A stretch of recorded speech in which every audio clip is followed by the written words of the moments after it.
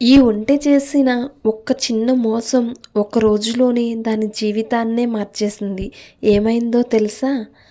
ఒక చిన్న గ్రామం దగ్గర రంగయ్య అనే ఒక వ్యాపారి ఉండేవాడు. అతని దగ్గర ఒక ఒంటె ఉండేది. ఆ ఒంటె పేరు బుజ్జి.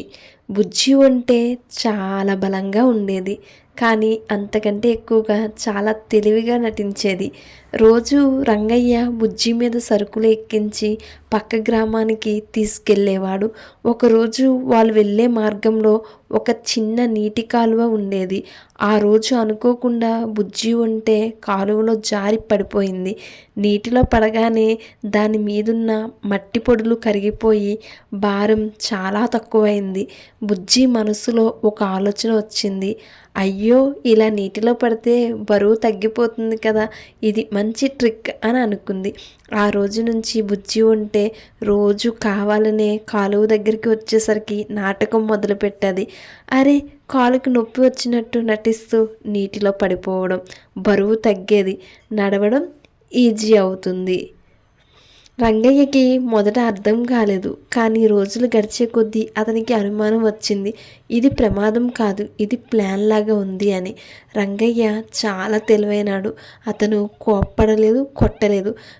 కేవలం ఒక పాఠం చెప్పాలని నిర్ణయించుకున్నాడు. మరుసటి రోజు ఒంటి మీద మట్టి పొడుల బదులు ఎండు స్పాంజు ముక్కలు ఎక్కించాడు. బుజ్జి చూసి సంతోషించింది. ఆహా, ఇవి చాలా లైట్గా ఉన్నాయి, ఇవాళ ఇంకా ఈజీ అని అనుకుంది.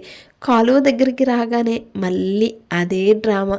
చక్కగా నటిస్తూ నీటిలో దూకింది. కానీ ఈసారి స్పాంజ్ ముక్కలు నీటిని పీల్చుకొని భారీగా మారిపోయాయి.